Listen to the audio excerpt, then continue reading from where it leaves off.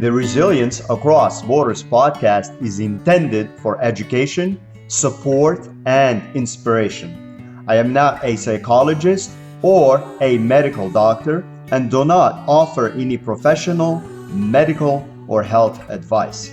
If you are dealing with or suffering from any psychological or medical conditions, please seek help from a qualified health professional.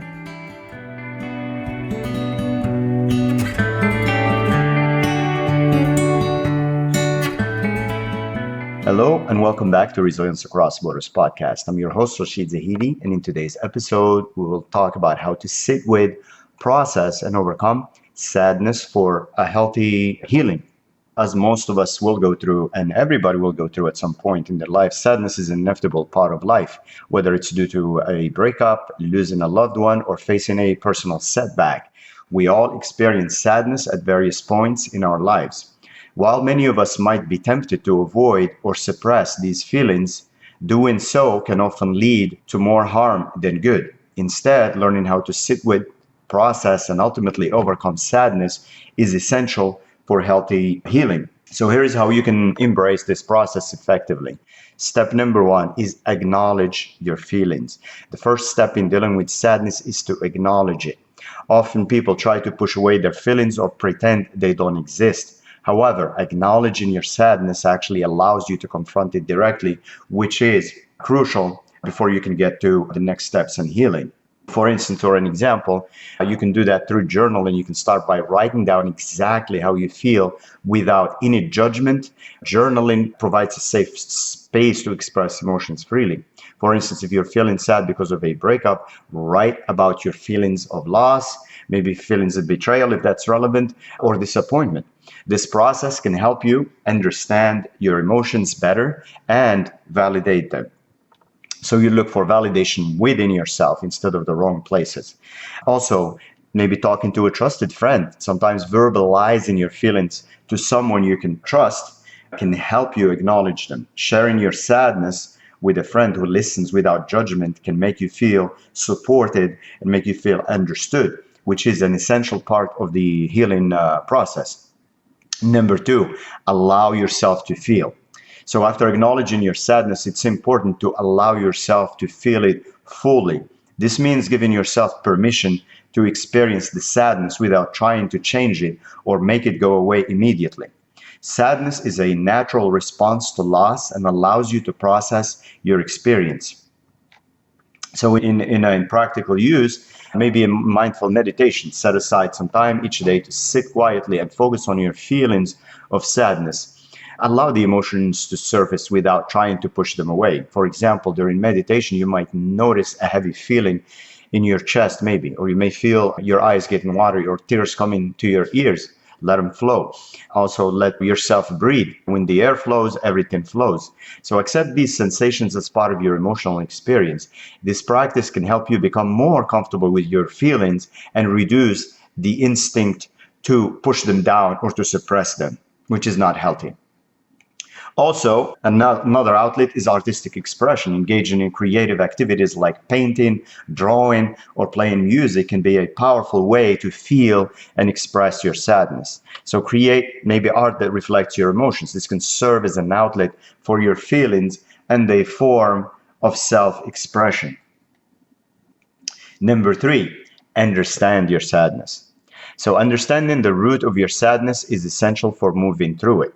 By exploring the underlying reasons for your feelings, you can gain insight into your emotions and what they mean to you. This understanding can also help you identify patterns or triggers that may be contributing to your sadness. Because of course you want to feel it, you want to process it, you want to release it, and you want to heal. But you don't want to wallow in it and stay in it forever, right? Start feeling sorry for yourself and then start developing that victim mentality or so on and so forth. So an example is you may engage in therapy or counseling. Speaking with a therapist can help you uncover the deeper reasons behind your sadness. For instance, a therapist might help you realize that your sadness over a breakup is not just about the loss of a relationship, but it can also be about feeling unworthy or fearing future loneliness or being by yourself. So therapy can provide a structured environment to explore these feelings and work through them. Also, self-reflection. You take time to reflect on past experiences that may have shaped your current feelings. For example, if you're feeling sad about losing a job, reflect on how maybe you let your identity or self-worth be tied to your career, which it shouldn't. So understanding, of course, we all like want to feel important and all of that, but everybody goes through stuff. Our self-worth is not tied to a particular job or a particular location or even a particular relationship. So understanding these connections can help you process your emotions more effectively. And number 4, practice self-compassion. We're usually very hard on ourselves and then we are on others. So being kind to yourself is crucial when processing sadness. Many people are hard on themselves for feeling sad, viewing it as a sign of weakness or failure. However, sadness is a normal human emotion, and it's important to treat yourself with the same kindness and understanding you would offer a friend or your younger self, or just look at a picture of you as a baby and treat yourself with that kindness, right? In practical use, maybe positive affirmations. Use affirmations to remind yourself that it's okay to feel sad and that you are worthy of love and compassion, even if you're in your lowest moments.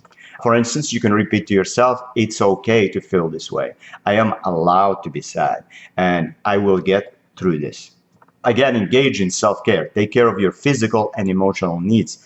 This might mean taking a hot bath, going for a walk in nature, or spending time with loved ones. Engaging in activities that nurture your well-being can help you feel more grounded and supported, because there is vibrations that go with these feelings and there is knots in your body, there is tension. All of this needs to be released in a healthy way. And so also the mistake a lot of people make is they just get stuck in their heads and they intellectualize everything. And the neocortex cannot solve these things by itself. So sometimes your body needs that release. It needs to be like maybe through breath work, all of these different good, like yoga, things like that really allow the body to release that tension. So number 5, release your sadness. Once you've acknowledged, felt, and understood your sadness, the next step is to release it. Letting go doesn't mean forgetting or ignoring your feelings, but rather accepting them and allowing yourself to move forward. Acceptance is peace. So put this more example or practical use, you can maybe try some rituals of release. You can engage in a symbolic act to release your sadness. This could be writing a letter to yourself or someone else, expressing all your feelings and then tearing it up or burning it. This physical act of letting go can help you emotionally release your sadness. Also, through physical activity, sometimes moving your body can help you release that pent-up emotions, as I mentioned. Activities like yoga, running, or dancing can be therapeutic and can be an effective way to release sadness. For example, during a yoga session, you might focus on poses that open the heart and the chest and release the knots in that area, which can help you release all the stored emotions that are stored in the body. You probably heard of the idea and the book and the concept that the body keeps score. So a lot of stuff can be stored in our bodies, so we do need to release it. Number 6, seek support. Healing from sadness is not something you have to do alone. Seeking support from others can provide comfort, it can provide perspective, it can also provide encouragement as you work through your emotions. You can find support groups. Join a support group where people share similar experiences and they can help you feel less alone in your sadness. For instance, a group for people who have lost a loved one can provide space to share your grief and hear how others are coping, and which can be incredibly validating and comforting at the same time. You can also lean on friends and family. Don't hesitate to reach out to your loved ones for support.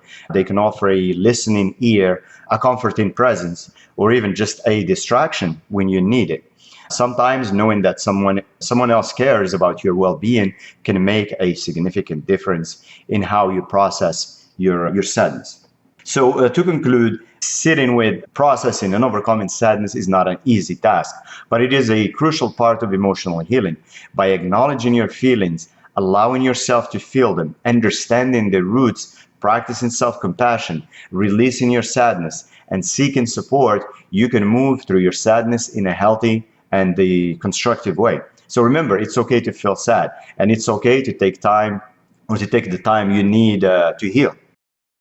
Thank you for tuning into the Resilience Across Borders podcast. If you're enjoying this podcast and finding it helpful to you, please find us on social media and follow us and comment. Please pick up a copy of the companion journal by yours truly called Emo Gym on Amazon. You can follow the blog posts and new episodes as they get added at my blog, which is at resilience.com, ATRESILIENCE.com. And as always, remember to be kind to yourself and be kind to others and stay resilient.